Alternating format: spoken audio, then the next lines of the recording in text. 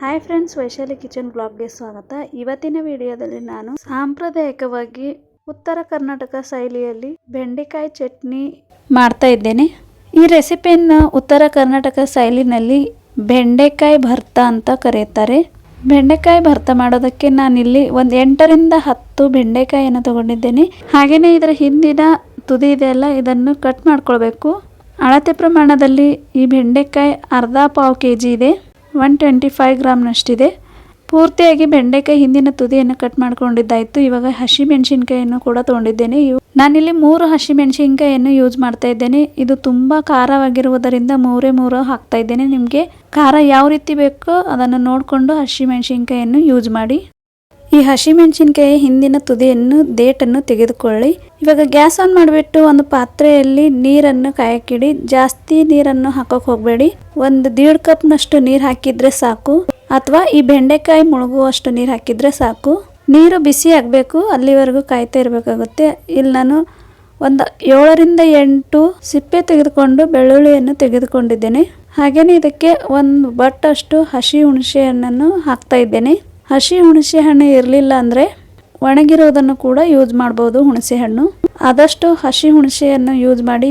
ಈ ರೆಸಿಪಿಗೆ ತುಂಬ ಟೇಸ್ಟಿಯಾಗಿ ಬರುತ್ತೆ. ಇವಾಗ ಹಸಿ ಹುಣಸೆ ಇರುತ್ತಲ್ಲ, ಅದರ ಮೇಲ್ಗಡೆಯಿಂದ ಈ ರೀತಿ ಸಿಪ್ಪೆಯನ್ನು ತೆಗೆದುಕೊಳ್ಳಿ. ಮೇಲ್ಗಡೆಯಿಂದ ಹುಣಸೆ ಹಣ್ಣಿನ ಸಿಪ್ಪೆ ತೆಗೆದ ಮೇಲೆ ಒಳಗಡೆಯಿಂದ ಕೂಡ ಬೀಜವಿರುತ್ತೆ, ಅದನ್ನು ಕೂಡ ತೆಗೆದುಕೊಳ್ಳಿ. ಇವಾಗ ಈ ಕಡೆ ನೀರು ಕೂಡ ಚೆನ್ನಾಗಿ ಕಾದಿದೆ. ಇವಾಗ ಬೆಂಡೆಕಾಯಿ, ಹಸಿ ಮೆಣಸಿನಕಾಯಿ ಹಾಗೂ ಸಿಪ್ಪೆ ತೆಗೆದಿರುವ ಬೆಳ್ಳುಳ್ಳಿ, ಹಸಿ ಹುಣಸೆ ಹಣ್ಣು ಎಲ್ಲವನ್ನು ನೀರಿನಲ್ಲಿ ಹಾಕಿಕೊಂಡು ಚೆನ್ನಾಗಿ ಚಮ್ಮಚನಿಂದ ನೀರಿನಲ್ಲಿ ಮಿಕ್ಸ್ ಮಾಡಿದಾದ್ಮೇಲೆ ಒಂದು ಕುದಿ ಬರೋವರೆಗೂ ಕುದಿಸ್ಕೊಳ್ಬೇಕು. ಹಾಗೆಯೇ ಬೆಂಡೆಕಾಯಿ ಸಾಫ್ಟ್ ಆಗೋವರೆಗೂ ಬೇಯಿಸ್ಕೊಳ್ಬೇಕು. ಹಾಗಂತ ತೀರಾ ಸಾಫ್ಟ್ ಆಗೋವರೆಗೂ ಬೇಯಿಸ್ಕೊಳ್ಳೋಕೆ ಹೋಗಬೇಡಿ. ಇಲ್ಲಿ ನೋಡಿ, ಕುದಿ ಬರ್ತಾ ಇದೆ. ಈ ರೀತಿ ಕುದಿ ಬರಬೇಕು. 1-2 ನಿಮಿಷ ಬೇಯಿಸ್ಕೊಂಡ್ರೆ ಸಾಕು. ತೀರಾ ಸಾಫ್ಟ್ ಆಗೋವರೆಗೂ ಬೇಯಿಸ್ಕೊಳ್ಳೋಕೆ ಹೋಗಬೇಡಿ. ಅರ್ಧದಷ್ಟು ಬೆಂದರೆ ಸಾಕು. ಇದು ಸ್ವಲ್ಪ ಸಾಫ್ಟ್ ಆದರೆ ಗೊತ್ತಾಗುತ್ತೆ. ಈ ರೀತಿ ಚಮ್ಮಚನಿಂದ ಪ್ರೆಸ್ ಮಾಡಿ ನೋಡಿದರೆ ಚೆನ್ನಾಗಿ ಸಾಫ್ಟ್ ಆಗಿದೆ ಇಲ್ಲ ಅಂಥೇಳಿ ಗೊತ್ತಾಗುತ್ತೆ. ಇವಾಗ ಇದು ರೆಡಿಯಾಗಿದೆ. 1-2 ನಿಮಿಷ ಕುದಿಸ್ಕೊಂಡಿದ್ದೇನೆ. ಇಲ್ಲಿ ನೋಡಿ, ಇವಾಗ ಗ್ಯಾಸ್ ಆಫ್ ಮಾಡ್ಕೊಳ್ಳಿ. ಬೆಂಡೆಕಾಯಿ ತಣ್ಣಗಾದ ನಂತರ ಮಿಕ್ಸರ್ ಜಾರ್ನಲ್ಲಿ ಹಾಕ್ತಾ ಇದ್ದೇನೆ. ಇದರಲ್ಲಿ ಮೊದಲೇ ನಾನು ಮಿಕ್ಸರ್ ಜಾರ್ನಲ್ಲಿ ಹುರಿದಿರುವ ಶೇಂಗಾದ ಕಡಲೆ ಬೀಜವನ್ನು ಪುಡಿ ಮಾಡಿ ಇಟ್ಕೊಂಡಿದ್ದೇನೆ. ಅದರಲ್ಲಿ ಬೆಂಡೆಕಾಯಿಯನ್ನು ಹಾಕಿಕೊಳ್ಳಿ. ಬೆಂಡೆಕಾಯಿ ಹಾಕಿದ ಮೇಲೆ ಇವಾಗ ಇದರಲ್ಲಿ ಉಪ್ಪನ್ನು ಹಾಕಿಕೊಳ್ಳಿ, ರುಚಿಗೆ ತಕ್ಕಷ್ಟು. ಈ ಚಟ್ನಿ ಕುಟಾಣಿಯಲ್ಲಿ ಕುಟ್ಟಬೇಕಾಗುತ್ತೆ, ತುಂಬ ಟೇಸ್ಟಿಯಾಗಿ ಬರುತ್ತೆ. ಹಾಗೆಯೇ 1 ಟೇಬಲ್ ಸ್ಪೂನ್ ಅಷ್ಟು ಜೀರಿಗೆಯನ್ನು ಹಾಕಿಕೊಳ್ಳಿ. ನಾನಿಲ್ಲಿ ಮಿಕ್ಸರ್ ಜಾರ್ನಲ್ಲಿ ಹಾಕ್ತಾ ಇದ್ದೇನೆ. ಇವಾಗ ಇದಕ್ಕೇನೆ ಒಂದು ಈರುಳ್ಳಿಯನ್ನು ಈ ರೀತಿ ಕಟ್ ಮಾಡಿ ದಪ್ಪವಾಗಿ ಕಟ್ ಮಾಡಿ ಹಾಕಿಕೊಳ್ಳಿ.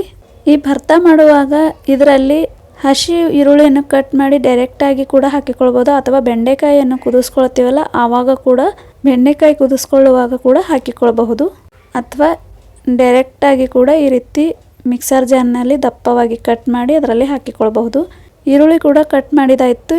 ಇವಾಗ ಇದನ್ನು ಮಿಕ್ಸರ್ ಜಾರ್ನಲ್ಲಿ ಹಾಕಿಕೊಳ್ಳೋಣ. ಮಿಕ್ಸರ್ ಜಾರ್ನ ಮುಚ್ಚಳ ಮುಚ್ಚಿ ಮಿಕ್ಸರ್ನ ರಿವರ್ಸ್ ಬಟನ್ ಇರುತ್ತಲ್ಲ, ಆನ್ ಆಫ್ ಮಾಡಿ ಚೆನ್ನಾಗಿ ಈ ರೀತಿ ಚಟ್ನಿ ಮಾಡ್ಕೊಳ್ಬೇಕು. ಇಲ್ಲಿ ನೋಡಿ ಎಷ್ಟು ಚೆನ್ನಾಗಿ ಚಟ್ನಿ ಆಗಿದೆ ಅಂತ. ಇದಕ್ಕೆ ಒಗ್ಗರಣೆಯನ್ನು ಕೊಡೋಣ.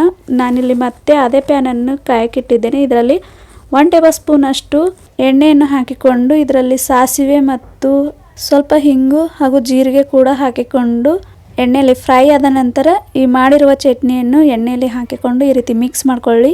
ನಾನು ಒಗ್ಗರಣೆ ಹಾಕಿಕೊಳ್ಳುವಾಗ ವಿಡಿಯೋ ಆನ್ ಮಾಡೋದೇ ಮರೆತೋಗಿತ್ತು, ಹಾಗಾಗಿ ತೋರ್ಸೋಕ್ಕಾಗಿಲ್ಲ ಒಗ್ಗರಣೆ ಹಾಕಿಕೊಳ್ಳುವಾಗ. ಇವಾಗ ಇದು ಚಟ್ನಿ ರೆಡಿಯಾಗಿದೆ ತಿನ್ನೋಕ್ಕೆ. ನಾನಿಲ್ಲಿ ರೊಟ್ಟಿ ಜೊತೆ ಸರ್ವ್ ಮಾಡಿದ್ದೇನೆ. ತುಂಬಾ ಚೆನ್ನಾಗಿರುತ್ತೆ ವೀಕ್ಷಕರೇ. ತಿನ್ನಕ್ಕಂತೂ ತುಂಬಾ ಟೇಸ್ಟಿಯಾಗಿರುತ್ತೆ ರೊಟ್ಟಿ ಜೊತೆ, ಚಪಾತಿ ಜೊತೆ. ನಾನಿಲ್ಲಿ ರೋಟಿ ಜೊತೆ ಸರ್ವ್ ಮಾಡಿದ್ದೇನೆ. ನೀವು ಕೂಡ ಈ ರೆಸಿಪಿ ಟ್ರೈ ಮಾಡಿ ನೋಡಿ, ನಿಮಗೂ ಕೂಡ ಇಷ್ಟವಾಗುತ್ತೆ. ಮತ್ತೆ ಸಿಗೋಣ ಹೀಗೆ ಒಂದು ಇಂಟ್ರೆಸ್ಟಿಂಗ್ ಆದ ರೆಸಿಪಿ ಜೊತೆ. Thank you.